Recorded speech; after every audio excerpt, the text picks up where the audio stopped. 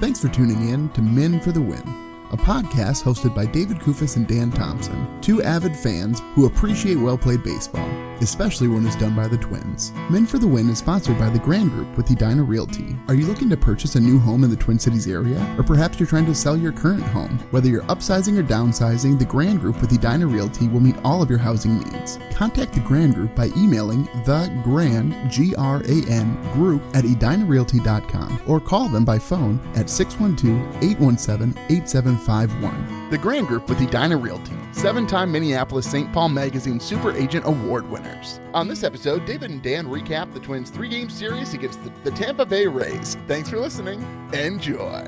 Thanks for tuning in to Men for the Win. My name is David Kufis. With me, as always, is Dan Thompson. The Twins finish up a long homestand, dropping 2 of 3 to the Tampa Bay Rays in just heartbreaking fashion, Dan. A lot of close games here. You know, David, I just realized finally in this series, truthfully, I now see why they dropped the devil in the Rays, because now it's like the double meaning of Rays. Like it's the sun rays, and it's also like the rays that swim in the water. It's like a pun. It's a play on words. Was the giant sun in their logo, was that not clued enough for you, Dan? No, I always wondered why they changed it, because I always considered it was like the rays swimming in the water, right? That's what I thought it was. Well, it was. I think there was some political stuff about having the word devil in the. I don't know. It doesn't matter. Anyway, but yes, like you said, this was a series full of excitement. I think the Twins kind of just got paid back by, I don't know, baseball karma, if people believe in that sort of thing. After all of their good wins in these situations, a shame that they couldn't pull out the wins in game 2 and 3. Yeah, great opportunities here. Before we get into this series, we should mention, after we finished recording last episode, Correa was named the AL Player of the Week, and then Austin Martin had the Play of the Week with the home run robbery, with which, folks, if you haven't seen that play, you got to go back and take a watch. It's pretty fascinating. That's pretty good. That's pretty good right there. He's turned himself into quite the player. We're going to probably bring him up a lot throughout this series, but it's good to have you back, David. I appreciated the break that I got at the end of the school year, and then you got a break for your anniversary. Did you get to go to like a Twins game or anything over that, or is that not part of the anniversary celebrations? No, no Twins game here. I did get to watch the game on delay, recorded later after my wife fell asleep. Does that count? I'm not sure. Well, but then you had your experience here in game 3 of this series. Yeah, so I have a very good friend of mine, a very generous friend of mine. We were supposed to go to the game today using my season seats, but then I saw that the weather was going to be kind of bad, and I'm like, you know what? Let's go somewhere and maybe shoot pool and watch the Twins as opposed to staying out in the rain. We'll go to another game another time. And he said, well, you know, if we get Champions Club seats, we could get out of the rain if it rained. And I'm like, okay. And he said it was a present for missed birthdays, which very appreciative. Not an experience that I would expect to experience very often, Dan. But it was wonderful, man. The food was great. The seats were wonderful. I could have taken a nap in one of the seats if the game wasn't as exciting as it was. Well, it was an exciting game. Lots of exciting games here, so we should get to it with a series recap. Series recap. Twins come away with this one, Dan, 7-6, which this one they finished in regulation, Dan, which is 9 innings. The Twins weren't used to that the rest of this series, but my goodness, a lot of ups and downs, a very fun game with a very lengthy rain delay in the middle of it. Yeah, the Rays actually score the first 4 runs of the game. They get a 3-run home run for Randy Arozarena to give them a lead in the first. That was Pablo Lopez has given up a lot of home runs this season. I think it's 15 or 16 now in the year. And then in the top of the third, Josh Lowe. I think we're getting the Lowe and the Lau right in this series. He hits an RBI single, so it's 4-0. Included a play where Correa lost a pop fly, didn't get the error for it because he didn't touch it, but the winds were swirling. It's hard for me in those situations. I think he should have been given an error. Yeah, it seems a little bit odd. There should be a little bit more leeway here. I think when an infielder doesn't touch a ball, they should still be able to be given an error. But in any case, the Twins squander a whole bunch of opportunities in the first 3 innings. They have leadoff doubles in the first and the second. Then they get 2 on, nobody out in the third. Still can't score. But then finally in the bottom of the fourth with bases loaded, who else but Willie Castro triples in all 3 runners, and then Larnach doubles them in. So it's 4-4. Just like that, it was square. And with this team, you just never quite feel like they're out of it with the way that they could swing the bats. No, and I texted that, like, early on in this game when you're down 4-0, it's so fun to cheer for a team that you're not like game over, right? And we've had a lot of that with this Twins team the last couple of seasons, where there have been stretches where it's like, oh my goodness, if the opposing team scores 2 runs, there's no point in watching. But here, down 4-0 early, I wasn't even really sweating, Dan. I'm like, you know what? what, they're going to make a game out of this. Well, you should have maybe sweated a little bit more, and the tie doesn't last very long.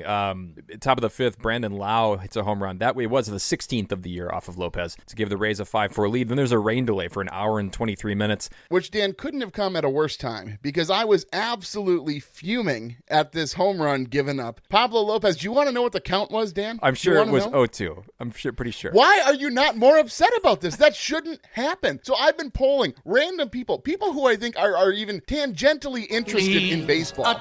Can you just to be a gentleman? I don't understand. It bothers me. There's no way that you truly think this. Like, you should be more upset about this constant theme of Pablo Lopez and other guys giving up home runs on 0-2 counts. It's ridiculous when you're throwing a ball middle. I don't care that it's a mistake. Be better. Don't make those mistakes as often as you're making them. All right. Well, the mistake was made. So let's move on here. I see you get to stew for that whole hour and 23 minutes. I was so upset. You should be upset too. You can't just say, it's a mistake. Move on. No, be upset, Dan. That's a bad play. You should be upset. Kiss the cows. Just, it's cheery. Anyway, well, more reasons to be upset because Jay Jackson comes in. He's back, or he was. He's gone now. But he allows a home run to Josh Lowe. It's 6-4 Rays. But then that was the last base runner the Rays had because Rocco discovered that he had other relievers who were more competent. Alcala, Jax, and Duran all three-pitch clean innings. And then in the midst of it, the Twins were able to do some more things. Yeah, so bottom fifth, the Twins tied up on a Kepler homer to center, and then a Jeffers sac fly to shallow center, tying it at 6-6. And then the bottom of the ninth, and we'll talk about a little bit later. Just some insanity happening at the end of these baseball games. Well, let's go to game two. The Twins do lose this one, and this is one of the extra inning losses. It's 3-2. A good, competitive, messy, exasperating baseball game, I think. Both teams squandered in 2-on situations in the first inning. So Larnach, he misreads Royce's single to left. There was a lot of base running, just confusion, Dan, in this series. It just feels like Paul Molitor needs to be invited back to spring training, and these guys need just a little bit more refresher on how to pay attention to how the balls are off the bat at target field. Yeah, I mean, that one was a little bit frustrating because it's like, buddy, there's the third baseman is trying to get the ball. You can run to third base in this spot. But in any case, the Rays start the scoring in the top of the third with an Isaac Paredes home run off of Ryan. I did make a note of the location of this one. It was a low inside splitter off the plate. Yes. Okay, and again, here's the deal. It wasn't an 0-2 count. I know, for the record. I assumed you were going to bring this up. In this instance, Dan, I am way less upset at this home run because of where the location of the pitch was. The batter beat him, and it wasn't because he threw it middle, and he just hoped that the guy would miss. No, he threw a really good pitch that the guy just, he made adjustments and he turned on. That's way different than an 0-2 count throwing a ball middle, Dan. Okay, but you also roasted Joe Ryan a few starts ago. I think it was against the Astros for giving up some home runs, and then he was defending himself saying some of those pitches were actually pretty good. Like, I don't understand why you can't just have a little... I feel like you have no love in your heart for Pablo, and you have all this forgiveness for Joe Ryan and his mistakes. No, that's not even a little bit true. If you go back and listen to the episode, and do you listen to our episodes after the fact? I do, and now I'm recounting it in my head. That may not be exactly how you said it. No, okay, first of all, it was Chris Paddock, who I was roasting for his comments after giving up like 30 home runs in a game. But what I'm so frustrated with, Joe Ryan, when he gave up home runs, he did say, hey, I made some mistakes here. But no, it's this whole idea. There's nothing different between Pablo Lopez and Joe Ryan. The thing I think that's more understandable for me from Joe Ryan's perspective is I've come to understand that Joe Ryan is going to give up a home run in his start. There's no getting around it. You might as well get it out of the way early. I mean, he's going to give up at least one, get it out of the way, and then you can just smooth sailing from then on out. Well, it actually was decently smooth sailing for him the rest of this game. He actually went 6 innings, 6 hits, 1 earned run, and 5 Ks. The Twins are also actually able to answer back in the bottom of the third to tie it. Could have had more, though. Larnach grounded into a double play. He was such a frustrating player to have for Puckett's picks this series, which scored Martin. But then from there, the Twins were able to get out of jams. The Rays only went 1 for 14 with runners in scoring position, and it just kind of felt like they were just dodging all kinds of trouble. Yeah, bottom fifth here. Twins bounce back. Royce homers to left because that's what he does. It's his 8th homer in 14 games, and he manages, Dan, to hit the ball so hard he breaks the ribbon video board. You underestimate my power. Which is sort of hilarious because today they fixed it.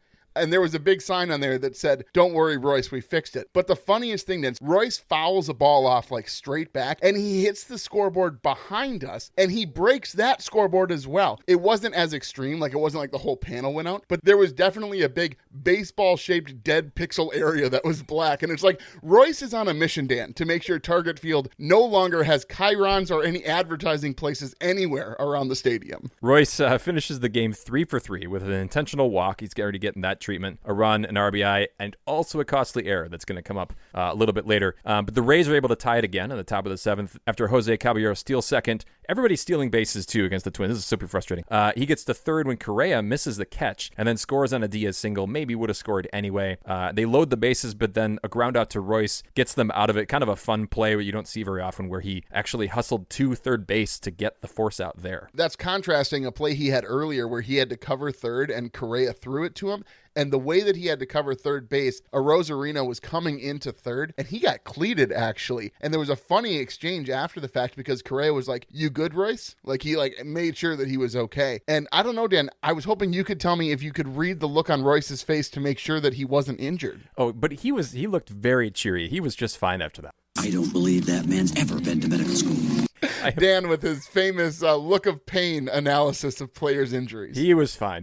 But anyway, more to talk about. In the top of the 8th, Staumont walks the bases full. He also gets out of the jam there. It was a leaping catch by Martin for that third out in left field. Which, hold up here. Beautiful Everyone catch. says that was a Beautiful great catch. And it was. However, he took a step in before backing out, Dan. He would have been able to stay upright if he read the ball correctly, but he took a step in when he should have started to backtrack immediately. So I'm glad he still made the play, but we need to at least acknowledge the fact that it wouldn't have needed to be a spectacular play if he had played it correctly the first time. So you would call that a routine play in other circumstances? No, it should have been a routine play, but he made it spectacular because he misplayed a routine play. In any case, the Twins in the 9th and the 10th can't score. We're going to talk more about that a little bit later. But in the top of the 10th, the Rays are able to score. Arozarena gets hit by a pitch, so there's runners at first and second. Jose Siri, the ghost runner at second, is thrown out trying to advance to third on a wild pitch that could not have bounced any nicer back to Christian Vasquez. It was sort of like, I'm sure we've all seen that video of Joe Mauer backhanding the ball that bounces off the backstop, you know? It was just like that, where the ball came back, and it was so funny because Siri was so surprised that the ball got there. He was just making his mosey way to third base, and all of a sudden he's getting thrown out, and he had no idea where the ball came from. He even overran the base, and then Royce tagged him. I think that he might have been safe. Well, he would have been safe if he'd slid. But in any case, it doesn't matter because Arozarena steals second. And then Royce, who's going to his left on a grounder, stepping in front of Correa, I might add. He throws, and it's not a great throw, and Santana can't glove it on the bounce. And so Arozarena comes around to score. And in the end, the Twins, like I mentioned, weren't able to do anything to tie it in the bottom of the 10th. The Rays stole 4 bases. The Twins are 1 for 10 with runners in scoring position.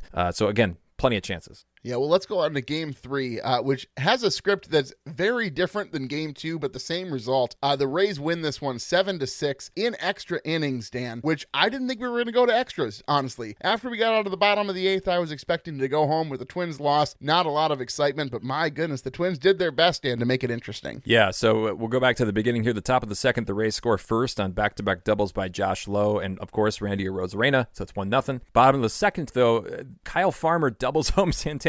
Two guys that earlier this year were really struggling. I suppose Santana a little bit less so than Farmer. And then in the top of the 3rd, the only more terrible regular MLB catcher, Alex Jackson, who I think came into this series with literally 4 hits on the season and 54 at-bats. He hits his 2nd double of the year, later scores on a sac fly, so it's 2-1. And then there was this Royce Lewis home run that just didn't have the same chutzpah, I would say, behind it as some of his other home runs. It was only 4 or 5 rows back. Yeah, it's like, what is he doing, man? Hit it a little harder, could you? You were the chosen one! I just, the bar's a little bit higher, I think, for Royce. So anyway, SWR, Simeon Woods Richardson. This guy keeps going out there and just doing workman-like quality starts. He gets another one. 6 innings pitched, 4 hits, 2 walks, 2 earned runs, 6 Ks. His ERA is 3.26, but it hasn't oscillated that much. It's been a pretty steady ERA where other guys are going up and down all over the place. Yeah, it's really nice to have sort of a consistent start. He may not be incredible each outing, but it really feels like he has a pretty high floor, which at this point with the way the rotation has been, Dan, I think we'll take that every single start if we can get it. Well, then in the top of the 8th, Ahmed Rosario, the former Cleveland Guardian, doubles in Richie Palacios, who had been pinch running, and that breaks the tie 3-2 off of Stephen Okert. Then comes the top of the 9th. We will talk more about that later when the Rays got 3 more runs to make it 6-2, and everybody's kind of thinking, all right, this is it. But then comes the bottom of the 9th. Carlos Santana homers to right field, deep to right, and then that seems to spark the team. Buxton doubles, Farmer walks. All of a sudden, you've got a situation situation with 2 on and nobody out, and you're down 3. Yeah, and then Martin and Castro come up and just not the best at bats. So Martin's at bat was okay.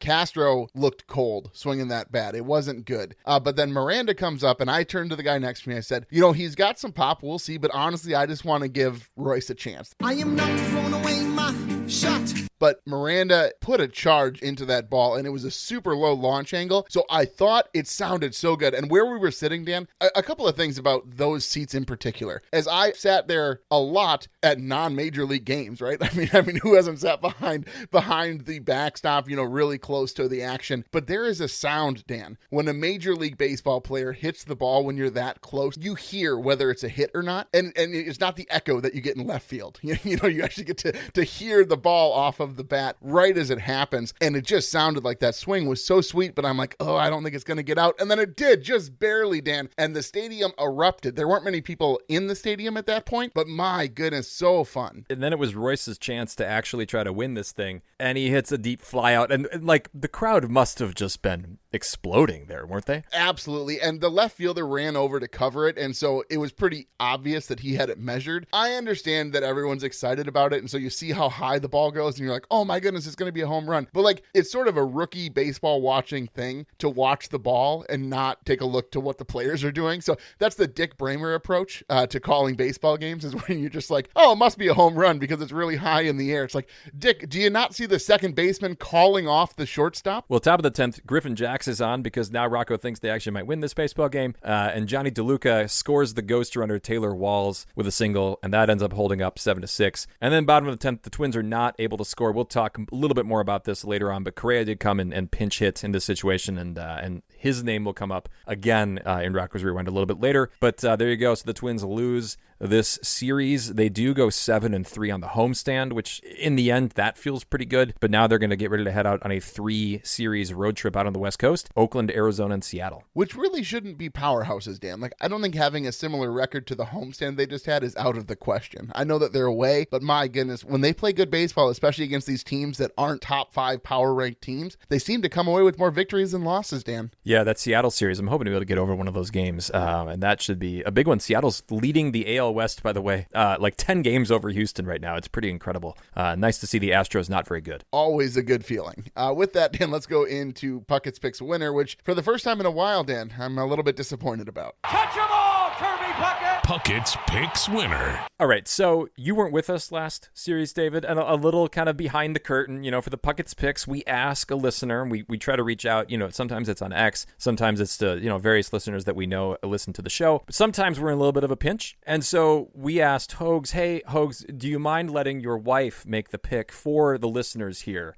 And I'm going to cry collusion here, because this is what I think happened. I think there was some backdoor negotiation here that happened, that Hogs' wife did not take Royce Lewis for the listeners and instead took Carlos Correa, because sure enough, then Hogs is right there, ready to take Royce Lewis, and he gets the win. It does seem remarkable the way that worked out for Hogs. And I'm not saying that Hogs would cheat or find a way to get a better chance to win Puckett's Picks. I'm saying that Hogs would definitely cheat in order to get a better chance to win Puckett's Picks.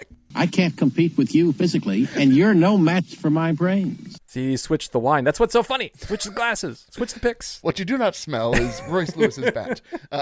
Anyway, so yes, the Hogs took Lewis. He gets the win with 11 points. Correa, for the listeners, they had 5. I took Larnach, who I'm regretting infinitely. He had a point and a whole bunch of groundouts and mistakes. And then Kepler, David, what happened to your guy? 0 points in this series. I think he just thought, let's give some other guys a chance. I think that's really what it came down to.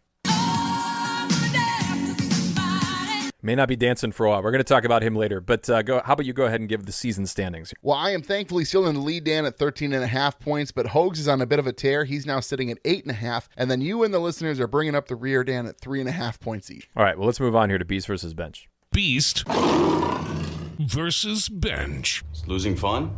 Is losing fun? Well, Dan, I got to take the obvious one here. I'm going to go with Santana. I went 5 for 9, but the walk-off hit in Game 1, and then, of course, the big homer in Game 3 that sort of gave the team a little bit of life to make it close, at least, in Game 3, send it to extras. I just think, Dan, that the patience that we've shown and not any sort of discouragement or resentment we've shown to Santana early in the season, we were one of the few, Dan, one of the few podcasts out there really saying that patience will pay off if we wait for Carlos Santana to turn it around. Yes, clearly we were not saying all of those things. We were very much on the get rid of Carlos Santana train, if there is such a train. But no, he has really steadied them. Yeah, and we should note, do you know, Dan, that he has walk-off hits with 6 different teams? That's a testament to just how good he's been. He's about to play his 2,000th baseball game if he's in the lineup for the next game. Do you think he has a similar nap mentality that Nelson Cruz had? Like, there must be something about longevity. I'm not dead. Something, maybe it is. Maybe it's the naps. Maybe it's something else. It's the cows. He's got a really good diet. I'm so happy that you're working that sounder in so much. That was a little bit better than the last way. Yes. So speaking of sounders, I'm gonna go with Royce Lewis for my beast. He's the one. I mean, this guy comes up in big spots. We've obviously run out of superlatives. If you want to scroll through X, you can find people trying. We've certainly attempted it a little bit here. But, he has a couple home runs. He gets those big hits when you need him to. Now, he is human. I get that. He's not perfect. But the guy was a big reason why they were in this series and were able to be as close as they were. Here's the thing, though, Dan. It doesn't matter how close you make a team to winning if you're the reason why they lose after allowing them to get close. You were the chosen one. Are you putting Both him on of your Royce's- bench? You can't do this. He's my beast.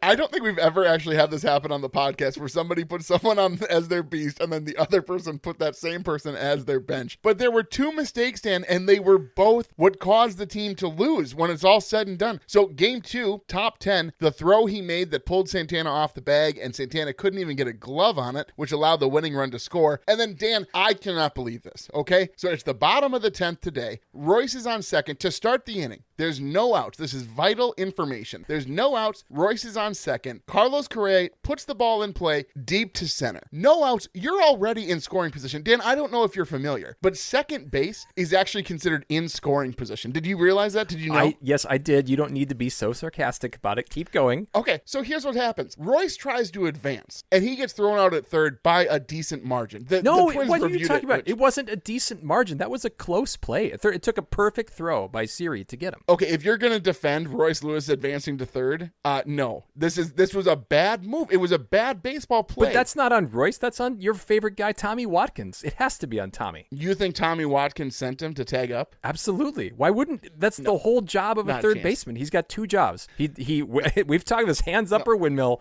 and come get me, right? He's using that gesture. Okay, first of all, Dan, when it comes to Tommy Watkins, I think the team has realized, which we have also realized, that they rarely do whatever motion he makes anyway. So the idea here that Royce Lewis is just the disciple of Tommy Watkins who will do anything that Tommy Watkins asks of him is bizarre at best. But Royce that's Lewis his isn't job. looking at Tommy Watkins. No, he he's has not to looking listen at to Tommy Tommy. Watkins. Look, no, Royce Lewis at that point, Dan, is turned back to figure out when he can leave second base. He shouldn't have left. I was in the bathroom after this game, and the guy was like, I don't even blame him for going here. You should absolutely blame him for going there. You're in scoring position, Dan. You're telling me he should have gone. Yes, absolutely. First of all, because if the coach tells you to do that, that's what you have to do, but it gets him to third base. You're reading that in. You can't say that's... Okay, no. You were in the champion seat. Did you not look? Did you not look over at Tommy in this key moment in the game? No, I was blind with rage for the fact that he was tagging up to begin with, Dan. What I want to know... No, I don't care what the coach told him. I want you. You're the manager. You're the third base coach who people will follow to the ends of the earth. You're sending him there to tag up? Yes, I am. It was a good move in your opinion. I absolutely am, because it took a perfect throw from Siri. If it's a little bit offline, he's safe. And then you're at third with 1 out. This is like small ball 101. Oh, this is ridiculous. Fans want an ejection. There it goes. And that was Gardy's gripe. You're in scoring position already, Dan. No, but did you see Jeffers' single that came after that? He's going to get thrown out at home if he tries to score on that one. Doesn't matter. Okay, so we're taking a hypothetical throw out at home versus an actual throw at a Yes, third base. I am. That's what you're taking. Ogres are like onions. End of story. Anyway, I can't believe that you think that this is all on Royce. This isn't on Royce. I don't know how you're blaming him for this. You realize if Royce Lewis is on third base and Jeffers is on first with his single, a sac fly ties the game. You understand that, yes? I just don't think that Royce Lewis has that power over Tommy Watkins. No, that's... You no, underestimate my power. Stop changing the argument. The argument is not... Yes, you are. You're talking about what Tommy Watkins did. I don't care what Tommy Watkins did. In this world, what we're looking at is Royce Lewis is the one with the legs who's leaving second base for third base. Stop telling me, oh, well, I think he was just doing it. No, I don't care. I'm asking you. You think it was the right move to send him. I'm saying, no, it was the wrong move. Baseball logic dictates he should not have gone there. All right. Well, anyway, we are not going to settle this, it seems. You put him on your... If you could stay on topic and have a conversation about one particular issue without trying to bring in other elements to talk about something that we don't even know what happened. You have admitted you don't even know if Tommy Watkins told him to go or not, Dan. I see it differently than you. Have a different perspective. I went with a much less controversial bench pick. I went with Trevor Larnach. He grounded into some double plays that really killed some rallies. He's getting pinch hit for in situations that I think he ought not to be, but I just don't have a lot of faith in him right now. And he had moments to be able to come up, and I know it because he was my Puckett's pick, and I was watching every one of them closely. I don't even know if I can go on, Dan. I'm so upset. All right, let's try. Rocco's Rewind. Oh, yeah, this will really calm me down. All right, I'm going to go with mine first. So this is a positive thing. I think if there's a player that Rocco has managed the best this year, if it's somebody in this clubhouse that is bringing him flowers on his birthday, that is celebrating his children's birthdays, he's right there, like at the cake, like ready to blow out the candles, this is Willie Castro. Because Rocco has made Willie Castro into a key player on this playoff-worthy team right now. He's played in every baseball game. He is Rocco's favorite. It's fantastic to see. Ogres are like onions. I got so lost, Dan, in that metaphor. Who's bringing the cake and who's blowing the candles out? Because it sounds like, I'm just saying, is Rocco the one bringing the cake, or Willie's bringing the cake, and then the person bringing the cake was also the one blowing out the candles? What is happening I'm just saying over there? that like, if Rocco had a fourth child, like it might be Willie, like sitting right there, like ready to blow out the candles on his twin children's. He's been invited into Rocco's family. I guess that's what I'm trying to say. You can't even get the metaphor right when I give you a second chance at it, Dan. Ogres are like onions. End of story. Anyway. You couldn't do it.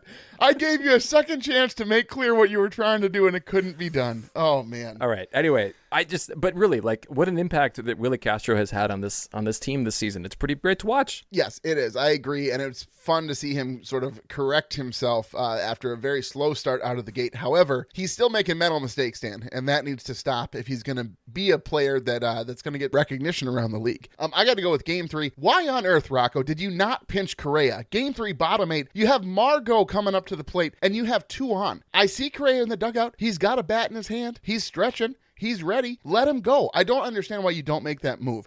Hang on a minute. We could use a pinch. Further, Dan, why on earth in a one-run game are you pitching Jay Jackson, who at this point, Dan, has a frequent flyer pass between St. Paul and Target Field? I do not understand why Jay Jackson is pitching in a one-run game. And then you bring in Caleb Thielbar, who, I don't know if you realize this, I forgot he was on the roster, Dan. I haven't seen Caleb Thielbar pitch in a game for eternity. His last appearance, Dan, when was this? I can't even find the date. When was his last appearance? June 12th.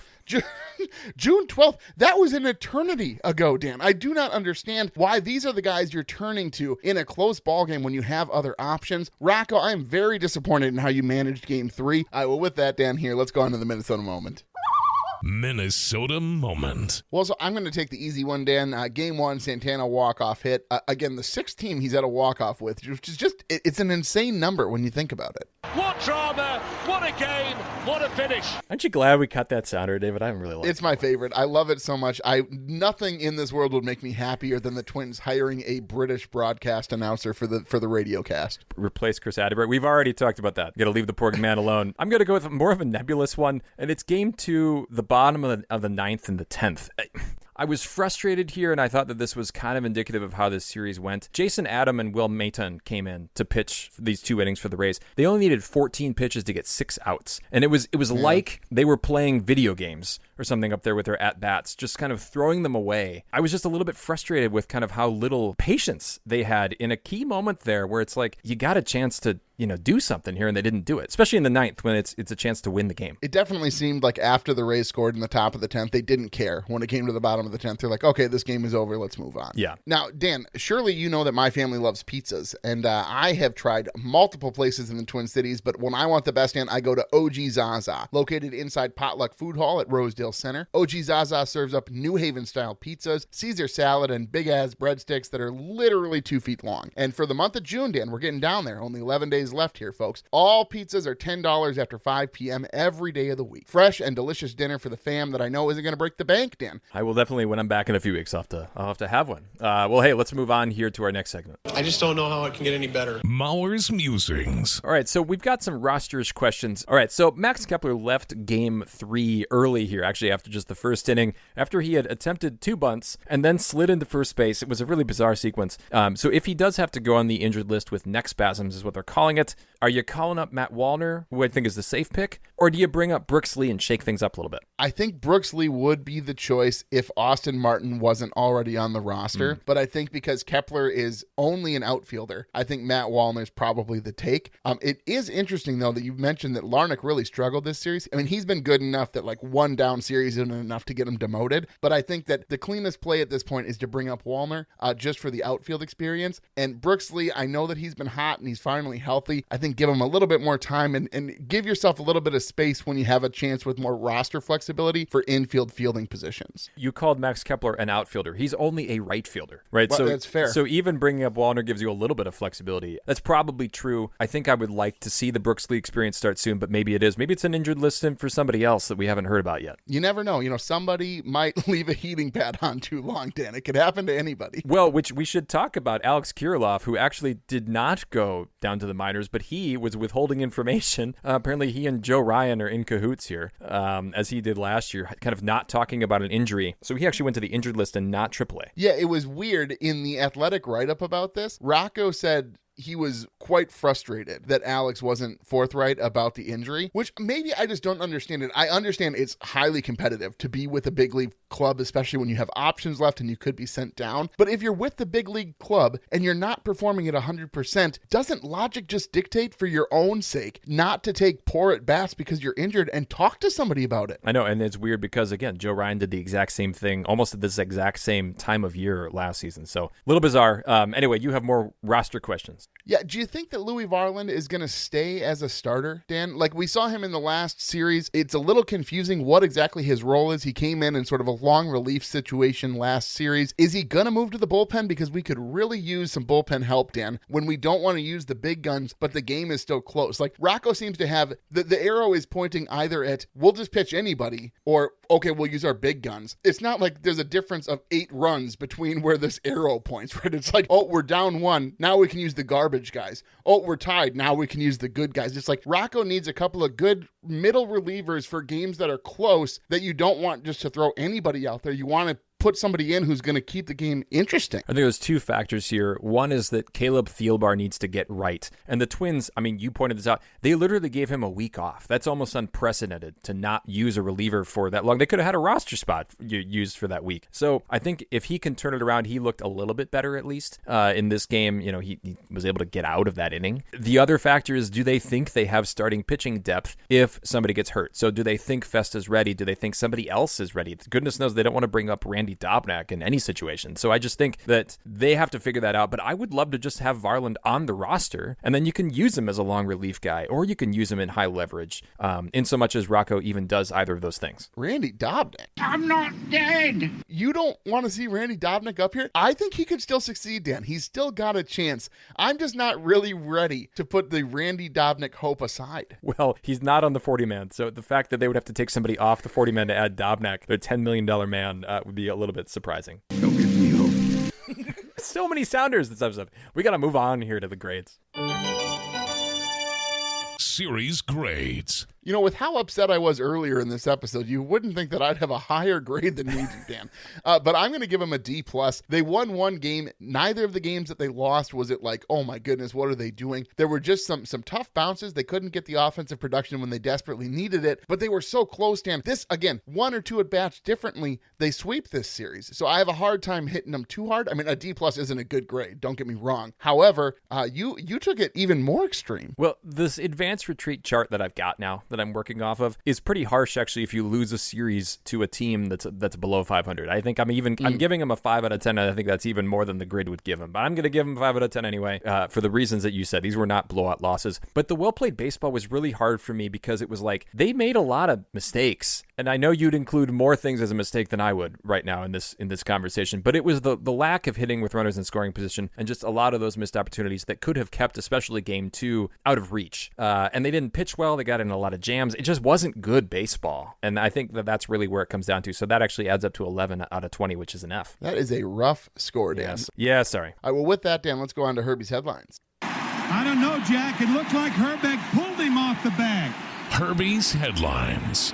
Well, let's go happy to sad, I think, Dan, in the order of the headlines. Or maybe funny to sad is better, because out in Oakland, Dan, a team that's still trying to figure out where it's going to play the next couple of seasons. They don't know if they're going to be in Sacramento or Las Vegas or Canada. Who really knows, Dan? The Oakland Athletics could play baseball anywhere. Oh, Canada.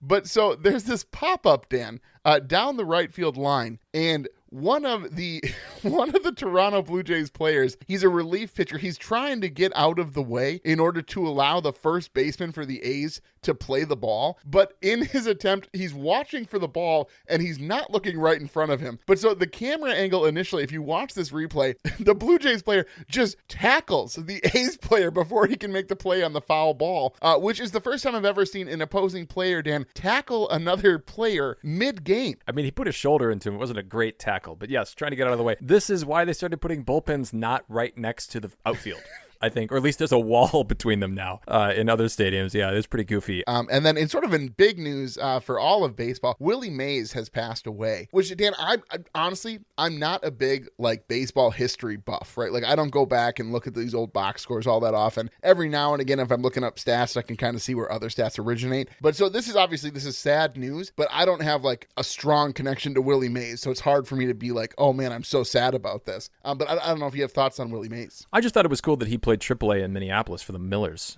60, 70 years ago. I thought that was a fact. I didn't realize Doe Park actually went back and found, I believe it was Park, the Giants owners actually took an ad out in the local paper here in Minnesota apologizing for calling up Willie Mays and robbing Millers fans of the opportunity to watch him play. Yeah, there's a ton of articles out there, obviously, that sort of go through his well-established and just very impressive baseball history, and honestly, an impressive life overall, Dan. All right, well, let's move on here, looking into the A's series. Puckett's picks. And we'll see you tomorrow night. Puckett's picks. Well, things are back to right, as they ought to be. The listeners are taking Royce Lewis. No surprise there. And then, David, you're up next. Well, I got to take my boy Correa if he's available, Dan. No plantar fasciitis. He's going to continue his tear, and he's going to put me back in the win column, which is where I belong. I don't like picking third, but I'm going to take... I have to take Willie Castro after everything that I've said about him here. So he's my guy.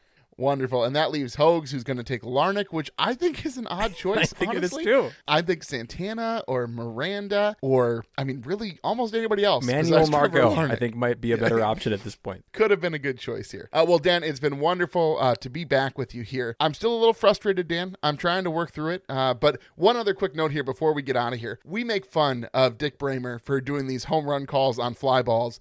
Corey Provis, in Game 3 here, he has apologized on Twitter because after Miranda hit his 3-run game-tying home run, Royce Lewis came to the plate, and he hit a deep fly ball to left field, and Corey Provis turned into Dick Bramer. There was some sort of metamorphosis that took place, and he called that ball as if it was a home run, so much so, Dan, he felt the need to apologize on Twitter. So Corey, I don't know that we can accept the apology, but we'll work through it as best we can.